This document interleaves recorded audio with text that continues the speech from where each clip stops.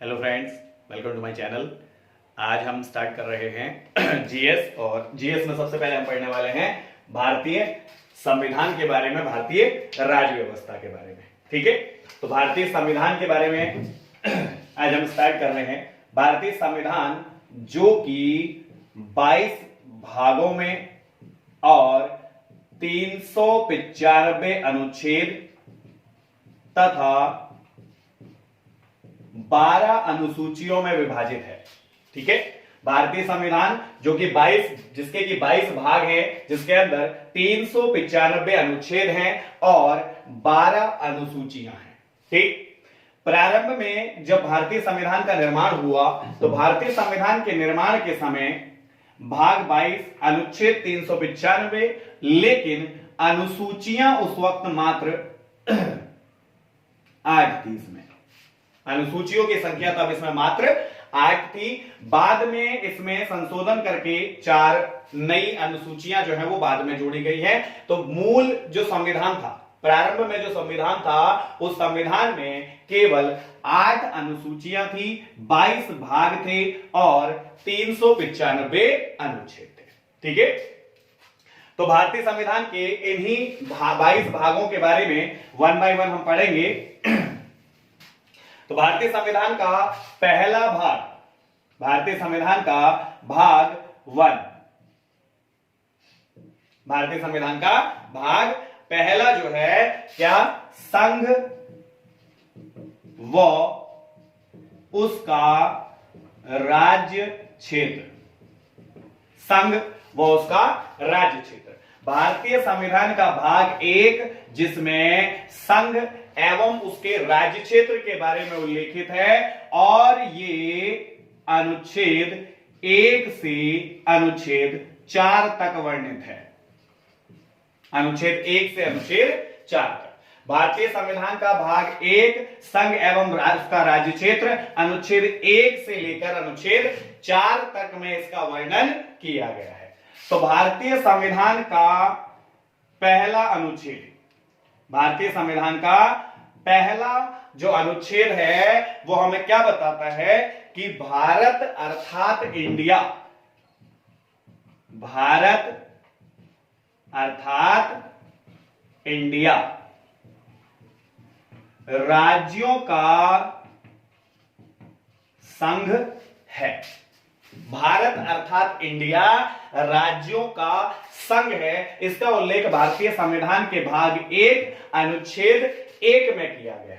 तो देखिए यहां पर भारत देश के लिए 2 शब्दों का ही प्रयोग संविधान में किया गया है। पहला है भारत और दूसरा इंडिया।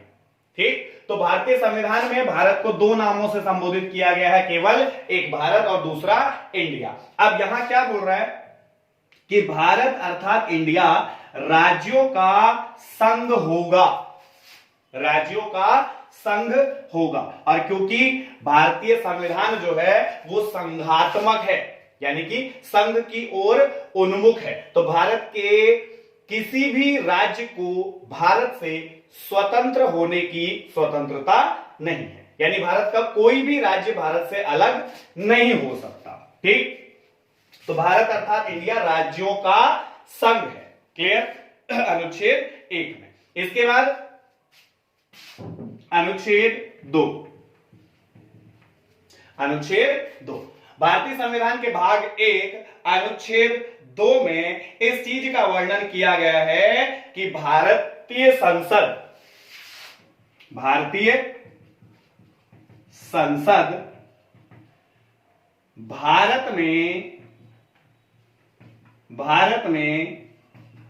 नए राज्यों का प्रवेश कर सकती है। ठीक है, भाग 1 अनुच्छेद 2 में इस चीज का वर्णन किया गया है कि भारतीय संसद भारत में नए राज्यों का प्रवेश कर सकती है या उनकी स्थापना कर सकती है। इसकी शक्ति किसको प्राप्त है? संसद को इस चीज की शक्ति प्राप्त है।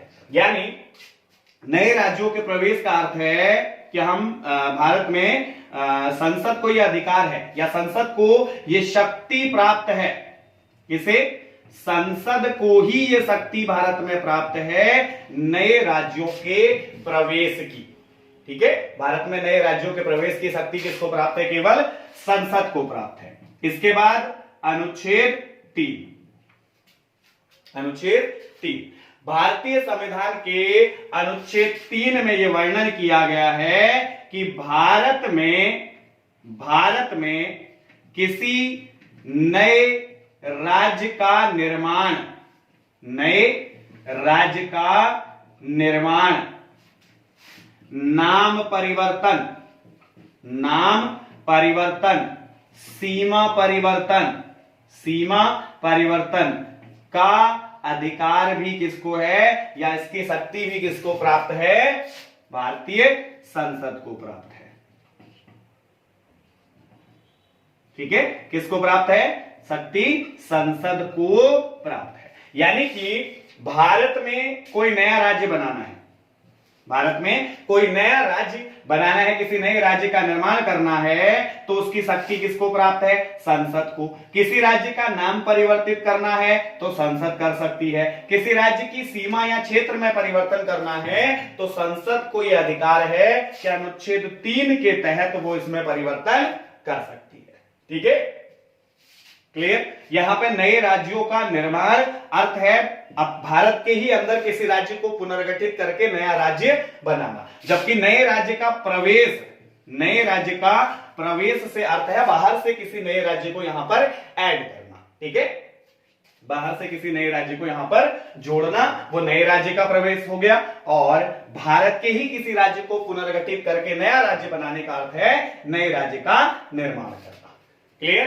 तो भारतीय संविधान का भाग 1 जिसका नाम है संघ व उसका राज्य क्षेत्र, अनुच्छेद 1 से लेके 4 तक में इसका उल्लेख है, जिसमें अनुच्छेद 1 कहता है कि भारत अर्थात इंडिया राज्यों का संघ होगा।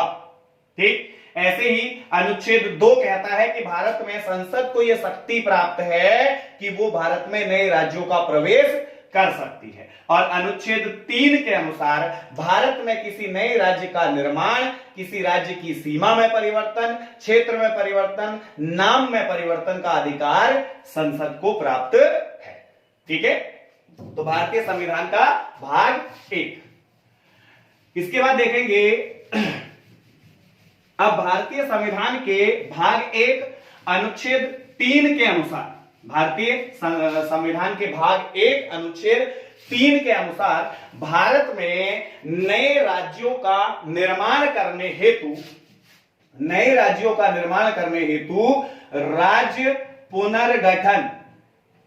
राज्य पुनर्गठन आयोग बनाया गया।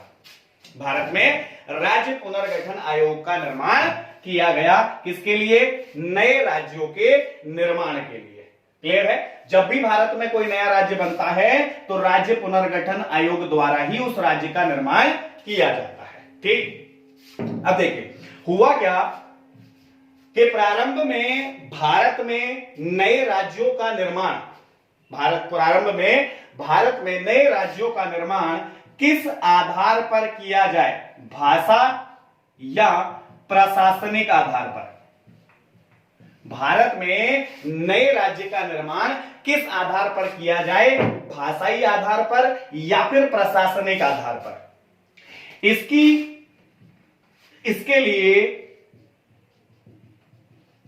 जस्टिस एस के धर जो कि इलाहाबाद कोर्ट के रिटायर्ड जस्टिस थे, जस्टिस एस के धर की अध्यक्षता में एक आयोग बनाया गया, एक समिति बनाई गई, जिसे इस बात की संपरीक्षा करने के लिए कहा गया कि भारत में नए राज्यों का प्रवेश भाषाई आधार पर होना चाहिए या प्रशासनिक आधार पर। ठीक, तो एस के धर आयोग ने जब अपनी रिपोर्ट सबमिट करी तो उसने बोला कि भारत में भाषा के आधार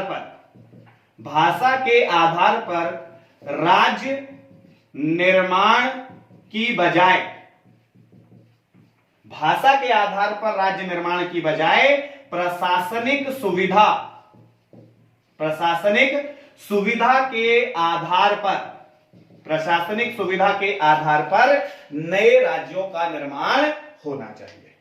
ठीक, तो एस के धर की अध्यक्षता में जो कमेटी बनी थी, जो समिति बनी थी, उस समिति ने अपनी रिपोर्ट में कहा कि भाषा के आधार पर राज्य नहीं बनना चाहिए, बल्कि प्रशासनिक सुविधा के आधार पर राज्यों का निर्माण होना चाहिए। ठीक, बाद में इसी के लिए पंडित JL नेहरू, भारत के प्रथम प्रधानमंत्री, सरदार वल्लभ भाई पटेल और सीतारमैया, ठीक, पंडित जवाहरलाल नेहरू, सरदार वल्लभ भाई पटेल और सीतारमैया की अध्यक्षता में पुनः एक कमेटी बनाई गई और इस कमेटी ने भी जब अपनी रिपोर्ट सबमिट की तो इस कमेटी की रिपोर्ट में भी यह कहा गया कि भारत में नए राज्यों का निर्माण प्रशासनिक सुविधा के आधार पर ही किया जाना चाहिए। ठीक है, राज्य पुनर्गठन पे आ रहे हैं, किस प्रकार से इसका निर्माण हुआ। तो राज्य पुनर्गठन के लिए सबसे पहले यह चेक किया गया कि राज्य भाषा के आधार पर बनने चाहिए या प्रशासनिक सुविधा के आधार पर। एस के धर ने बोला प्रशासनिक सुविधा के आधार पर। पंडित नेहरू, सरदार पटेल और पट्टाभी सीतारमैया की अध्यक्षता में जो कमेटी बनी, उसने भी यह बोला कि नया राज्य प्रशासनिक सुविधा के आधार पर ही हमें नए राज्यों का निर्माण करना चाहिए। ठीक हो गया। जैसे ही इस कमेटी की रिपोर्ट आई, जैसे ही पटेल, पंडित नेहरू और सीतारमैया कमेटी की जब रिपोर्ट आई कि राज्यों का निर्माण प्रशासनिक सुविधा के आधार पर होना चाहिए, तो मद्रास के अंदर, मद्रास में तेलुगु भाषी जो लोग थे, इन्होंने श्री रामल्लू, इनके लीडर थे श्री रामल्लू के नेतृत्व में आमरण अनशन की शुरुआत की। ठीक है, पंडित नेहरू, सरदार वल्लभ भाई पटेल और सीतारमैया की रिपोर्ट के बाद मद्रास के तेलुगु भाषी लोगों ने श्री रामल्लू के नेतृत्व में आमरण अनशन की शुरुआत की। आमरण अनशन की शुरुआत की किस चीज के लिए? भाषा के आधार पर तेलुगु भाषियों के लिए पृथक राज्य बनाने के लिए। श्री रामल्लू के नेतृत्व में ये तेलुगु भाषी आंदोलन कर रहे हैं। किस लिए? तेलुगु भाषियों के लिए पृथक राज्य निर्माण हेतु। ठीक हो गया।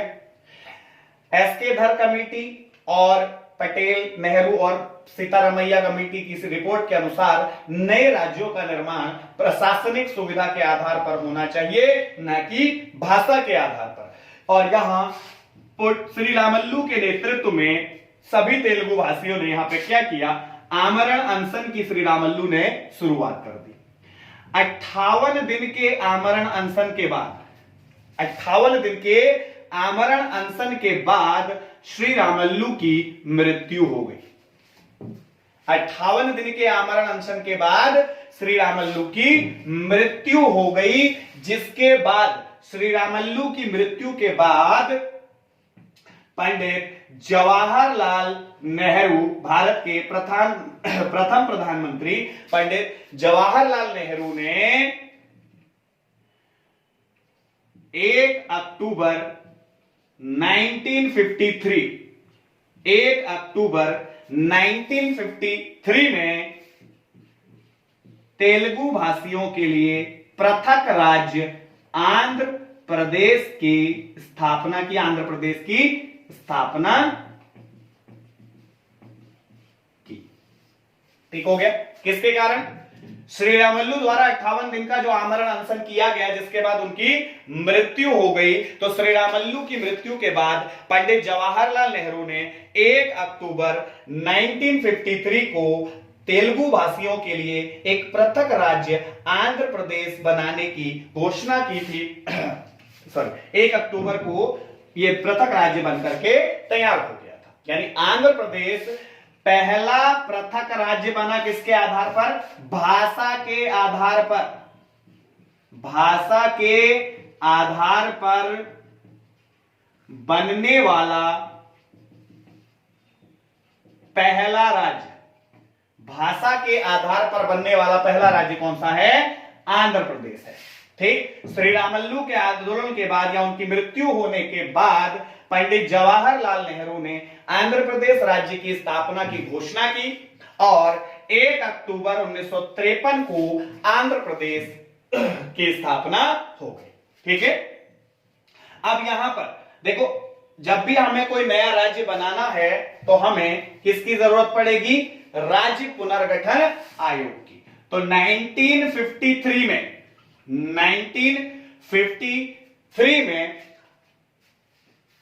फजल अली की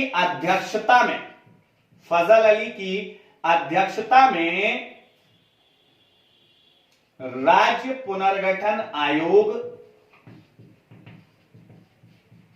बनाया गया। ठीक हो गया, प्रथम राज्य पुनर्गठन आयोग 1953 में फजल अली की अध्यक्षता में बनाया गया, 1953 में। अब यहां एक क्वेश्चन क्या बनता है, 1953 में पुनर्गठन आयोग तो बन गया, लेकिन पुनर्गठन अधिनियम अभी तक संसद में पारित नहीं हुआ था। तो राज्य पुनर्गठन अधिनियम 1956 में, राज्य पुनर्गठन अधिनियम 1956 में संसद में पारित हुआ था। ठीक है, राज्य पुनर्गठन अधिनियम कब पारित हुआ? 1956 में। क्लियर है? यहां दो क्वेश्चन जिन पर ध्यान देना है। पहला जो राज्य पुनर्गठन आयोग बना वो 1953 में बना, फजल अली की अध्यक्षता में। ठीक, जिसके द्वारा भारत में पहले भाषाई आधार पर पहला राज्य बना भारत का आंध्र प्रदेश। और इस राज्य पुनर्गठन अधिनियम कब पारित हुआ? तो 1956 में पारित हुआ। यहां पे आयोग पहले बन गया और अधिनियम बाद में पारित हुआ है। ठीक है, इस चीज पर विशेष ध्यान देना। और 1953 में, 1953 में राज्य पुनर्गठन आयोग ने भारत में 14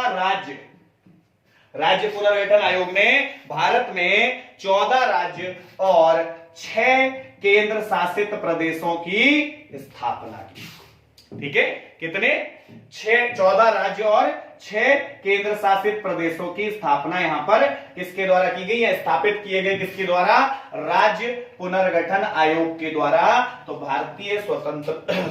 भारतीय संविधान के राज्य पुनर्गठन आयोग के द्वारा यहां कितने राज्य? 14 राज्य और 6 केंद्र शासित प्रदेश बने, जिनमें से भाषा के आधार पर बनने वाला पहला राज्य कौन सा है? आंध्र प्रदेश है। 1 अक्टूबर 1953 में इस राज्य की स्थापना हुई थी। ठीक है, तो इस प्रकार से अब ये सभी कार्य, यानी राज्य पुनर्गठन आयोग के गठन का अधिकार और नए राज्य बनाने का अधिकार, उसके नाम परिवर्तन का अधिकार किसे प्राप्त है? संसद को प्राप्त है। क्लियर है? ये सभी अधिकार किसको प्राप्त हैं? संसद को प्राप्त है। ठीक, अनुच्छेद 3 के तहत चलिए, भारतीय संविधान का पहला भाग संघ एवं उसका राज्य क्षेत्र। अब डिस्कस करते हैं भारतीय संविधान का भाग 2। भारतीय संविधान का भाग 2। भारतीय संविधान के भाग 2 में नागरिकता से संबंधित प्रावधान है। भारतीय संविधान के भाग 2 में नागरिकता से संबंधित प्रावधान है और इसका उल्लेख अनुच्छेद 5 से लेकर अनुच्छेद 11 तक किया गया है। इसका उल्लेख भारतीय नागरिकता से संबंधित जो उपबंध हैं वो किसमें किए गए हैं? भाग 2 अनुच्छेद 5 से 11 तक नागरिकता से संबंधित उपबंध किए गए हैं। ठीक है, भारत में नागरिकता अधिनियम जो था भारत में नागरिकता अधिनियम,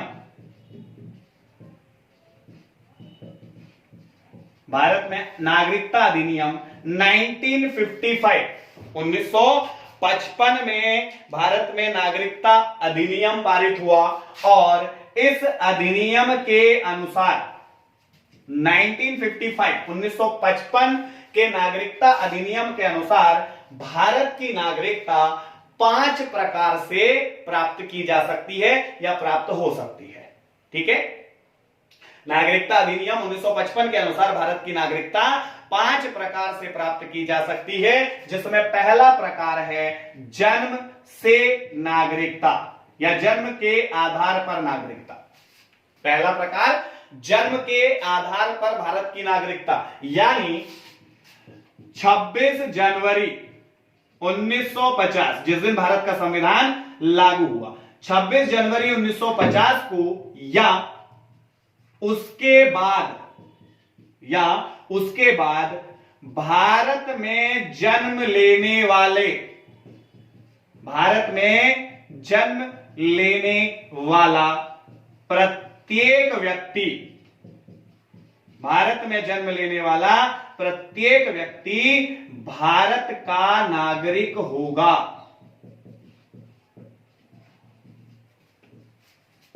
ठीक है, किसके बाद?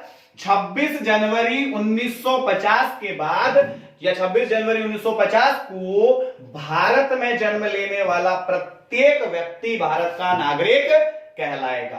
किंतु इसमें कुछ अपवाद हैं, जैसे भारत में जो राजदूत नियुक्त होंगे, यदि उनके बच्चों का जन्म यहां पर होता है तो वे भारत के नागरिक नहीं माने जाएंगे। पहला अपवाद। दूसरा, विदेशियों के बच्चे या ठीक है, दूसरा विदेशियों के बच्चे, यानी मान लीजिए कोई यहां पे ट्रैवल करने आया है, ठीक, टूरिस्ट वीजा पे है, वर्क परमिट पे है, ठीक, अगर उनके बच्चों का जन्म यहां पर होता है तो वे भी भारत के नागरिक नहीं माने जाएंगे। तो विदेशियों के बच्चे जिनका जन्म कहां होगा? भारत में होगा, वो भारत के नागरिक जन्म के आधार पर नहीं माने जाएंगे। क्लियर है? 26 जनवरी 1950 को या उसके बाद जिसका जन्म भारत में होगा वो प्रत्येक व्यक्ति भारत का नागरिक कहलाएगा। किंतु अपवाद राजदूतों के बच्चे और विदेशियों के बच्चे जो भारत में जन्म लेंगे, ठीक है, वे भारत के नागरिक जन्म के आधार पर नहीं बन सकते हैं। क्लियर? पहला फैक्ट। दूसरा प्रकार जिससे नागरिकता प्राप्त की जा सकती है वो है वंश या परंपरा के आधार पर।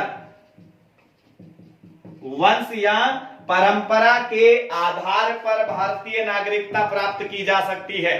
ठीक, कैसे?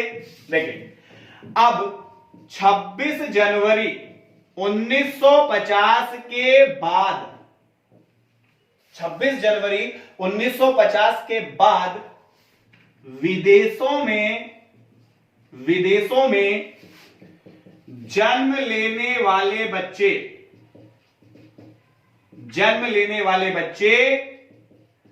भारत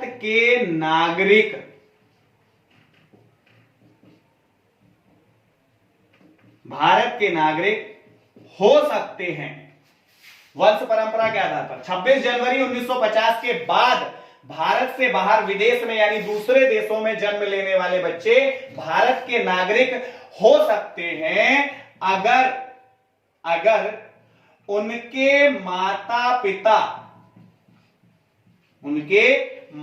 पिता में किसी के पास भारत की नागरिकता हो तो। अरे बस समझ में? 26 जनवरी 1900 वंश परंपरा के आधार पर जो नागरिकता प्रदान की जाती है वो कैसे?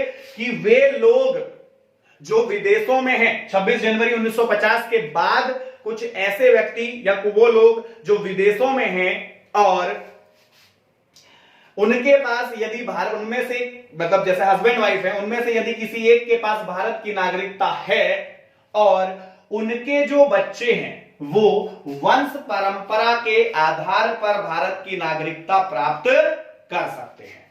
ठीक है, वंश परंपरा के आधार पर भारत की नागरिकता प्राप्त कर सकते हैं।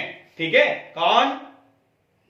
जिनका जन्म भारत से बाहर हुआ है लेकिन उस वक्त उनमें से किसी, उनके माता पिता में से किसी एक के पास यदि भारत की नागरिकता होगी तब। क्लियर है? वंश परंपरा के आधार पर नागरिकता।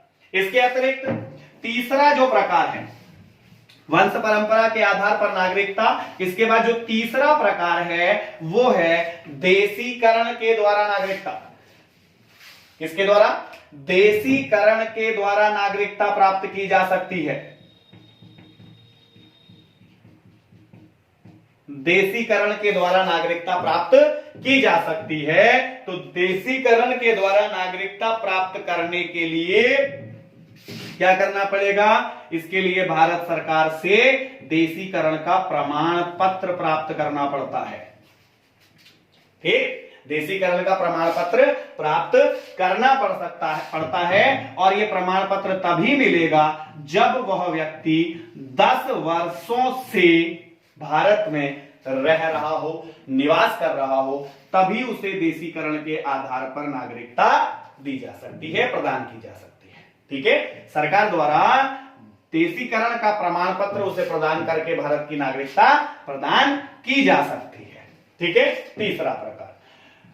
चौथा प्रकार इसके बाद जिससे नागरिकता प्राप्त की जा सकती है वो है पंजीकरण के द्वारा।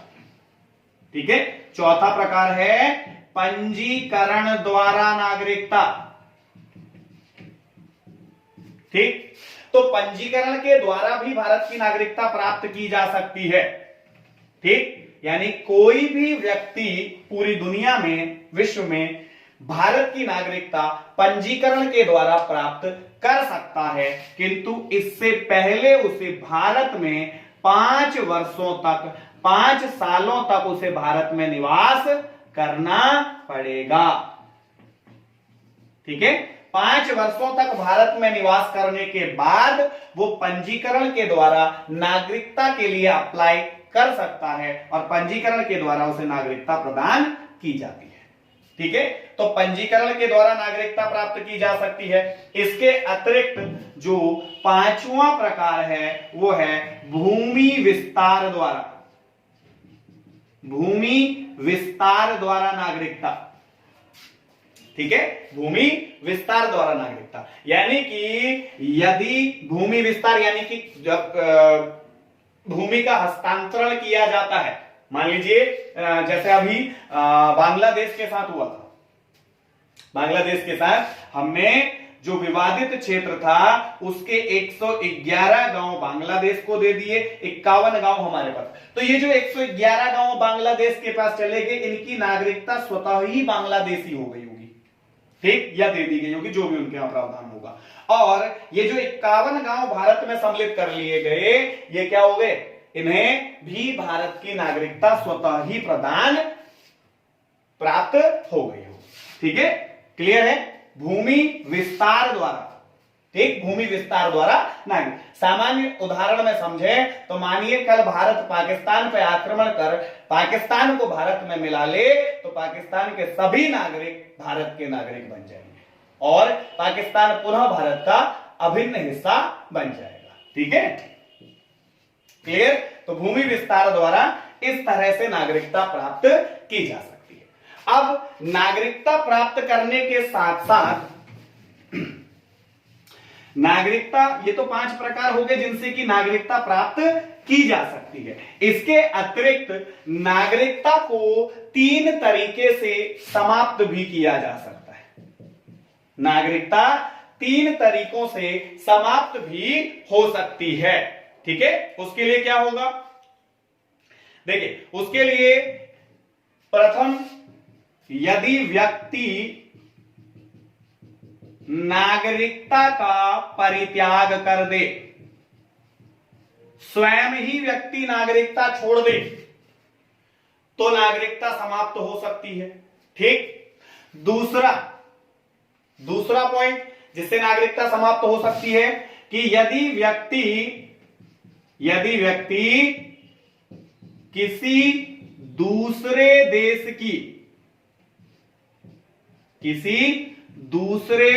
देश की नागरिकता ले ले। यदि कोई भारतीय नागरिक किसी दूसरे देश की नागरिकता ले लेता है तो भी उसकी भारतीय नागरिकता अपने आप समाप्त हो जाती है। ठीक हो गया। और तीसरा जो प्रकार है वो है सरकार द्वारा नागरिकता छीन लेने पर।